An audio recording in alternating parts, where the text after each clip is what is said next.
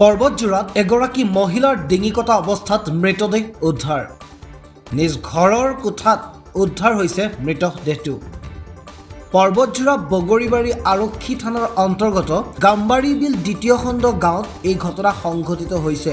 এগৰাকী 60 ঊৰ্ধৰ মহিলা ঘৰৰ ভিতৰত ডিঙি কটা অৱস্থাত মৃতদেহ উদ্ধাৰ হোৱা ঘটনাই অঞ্চলটোক এক চাঞ্চল্যকৰ পৰিৱেশ কৰি তুলিছে।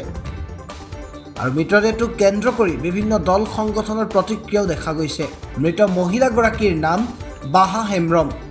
হত্যাৰ কাৰণ এতিয়ালৈকে জানিব পৰা হোৱা নাই যদিও ঘটনাস্থলীত বগৰীবাৰী আৰক্ষীৰ এটা দল উপস্থিত হৈ মৃতদেহ উদ্ধাৰ কৰি বগৰীবাৰী আৰক্ষী থানালৈ লৈ যায়। ঘটনা সন্দৰ্ভত আৰক্ষীয়ে তদন্ত অব্যাহত ৰাখিছে।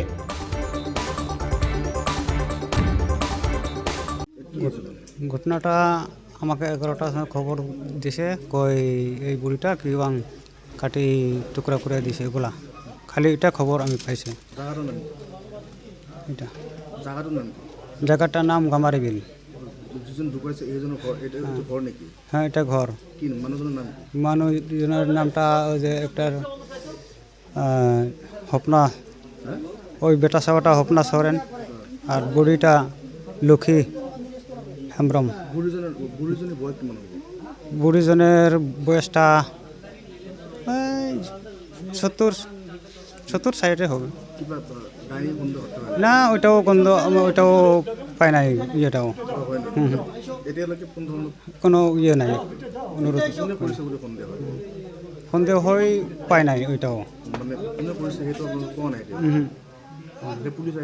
হ্যাঁ, পুলিশ আমি খবর কেতিয়া বাং ইয়ে হয়েছে ওইটাও আমি খবর পাই না।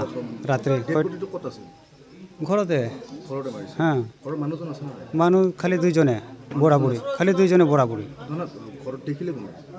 ওরাই দেখছে ওই বুড়া দেখে খবর পুলিশে আমি খবর দিছে। হ্যাঁ, এটা এখন থানাতে লয়ে যাবে। গাম্বাৰী বিল পাট্টো। বিলাসীপাৰাৰ পৰা লাঠিফুল ইছলামৰ ৰিপৰ্ট B24 অসম এনি।